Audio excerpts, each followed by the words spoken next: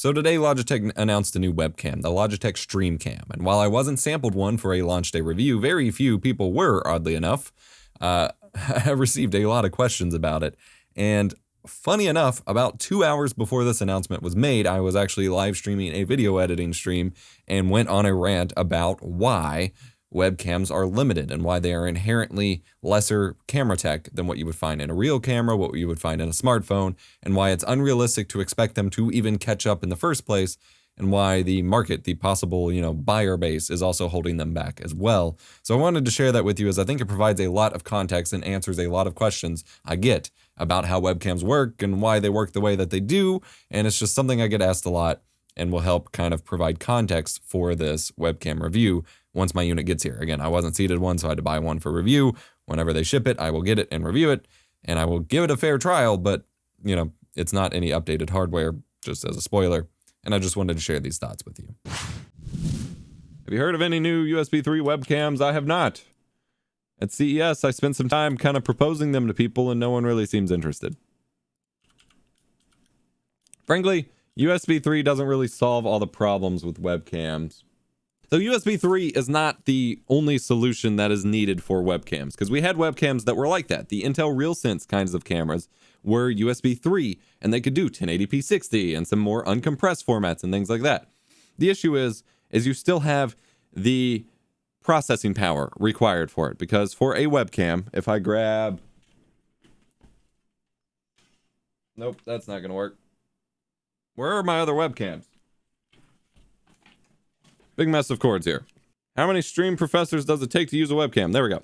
So this is the AverMedia live streaming webcam. It's a new webcam they released. This one's only USB 2.0. But let's for a moment pretend that it was USB 3.0 capable and it could send, 1080p 60 uncompressed feed like I keep asking everybody for. The problem is not the bandwidth necessarily. That's one problem of cheaper webcams that also adds to the cost. Then you have teeny tiny sensor that's the size of this pin dot. It's smaller than what's on your phone. Now, you could say, okay, sure, take bigger sensor from phone, smack into webcam.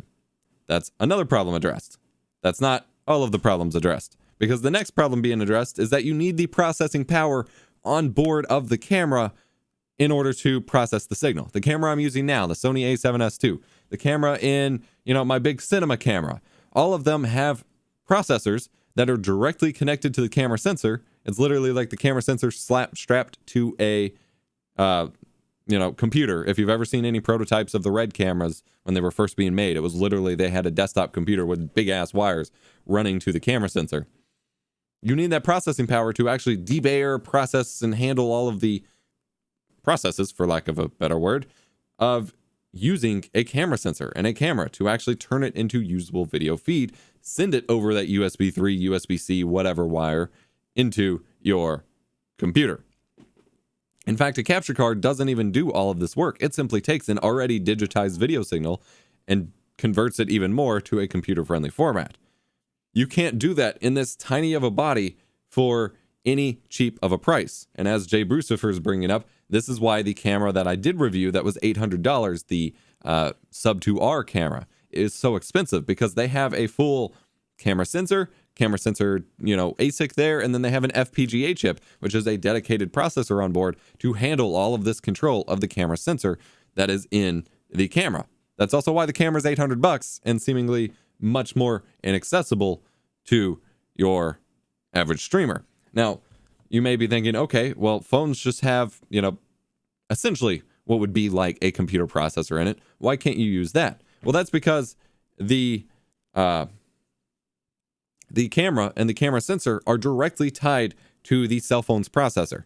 The cell phone processor in this instance actually acts as if it's the camera processor. There is a direct interconnect between the two, and they act as if they are one in the same, as if the processor, the Exynos or the Snapdragon or whatever is in your phone, is basically acting as if it's the onboard processor for the camera in your phone. This is why you don't see phones with the same processors in them, like something with the same processor as my Google Pixel 2 XL here, getting a crazy big fancy camera. You see cell phone cameras upgrading at the same time as processors, and pretty much the same cell phone quality cameras are tied to the same processors, because they are, linked in terms of upgrade cycles. You can't send that kind of data over a USB cable, even USB 3, for your computer processor to process, and it's not built in that same way. There aren't instruction sets designed for your computer's processor to handle camera debayering and all of that. That's not a directly software process in the traditional sense. You can't just have a program that translates all of that and does all that work. And the latency involved between just going through USB and connection and USB drivers, as well as having your more standard desktop processors, are actually really slow at doing anything. Between the slowness of your processor and the latency of USB and USB drivers, you would not have a usable real-time image for such a thing. So overall, there isn't really anything to go with. The Captain Howdy is asking about a middle ground that is a real camera with a capture card. That is the Sub 2R, which is basically a real camera just built specifically to connect over USB or the network as a webcam with their own FPGAs or ASICs. The middle ground is products we have and products that are coming out, but are inherently more expensive because of that option. So you have cheap mirrorless cameras like the A5100 that I'm always recommending, the Panasonic G7, the new Canon M200 that I'm still trying to get my hands on for a review. Those are cheaper real cameras that you then strap with a cam link or a deck link or something like that to capture it. But ultimately, it's still its own dedicated camera, and you have separate camera processing and video capture processes going on. And that's fine. Like, that is what, if you have the needs that those cameras solve, those are the products for you. The Sub 2R is pretty much the only middle ground you can get for that, because it is that weird hybrid of a real camera / webcam combination.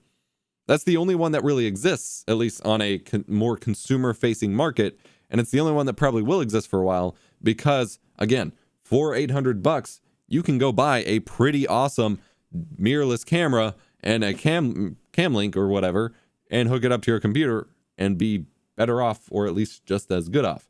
The problem is people want that whole package in the same package as this, a super tiny $40 product, which just cannot happen. Physics, costs of manufacturing, just everything about it, it just doesn't work out. I guess another point worth mentioning is the vast majority of streamers don't need that at all.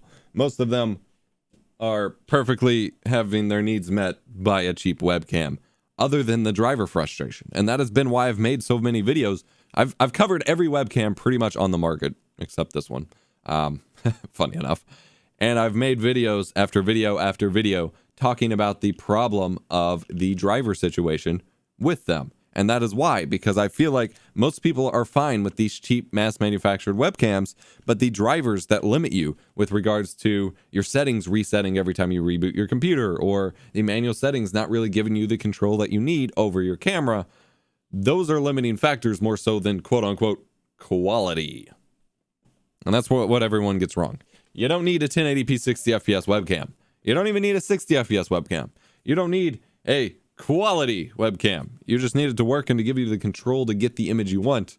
And when you're slapping it in a face cam like this, like, you don't know that I'm streaming on an A7S II right now. There's no real way to perceive that from this video other than it just looks good. A webcam would look very similar, and for most people, they won't know the difference and don't care. Yeah, but webcams, I need a 60 FPS webcam for pinball. Webcams are designed to be pointed at faces.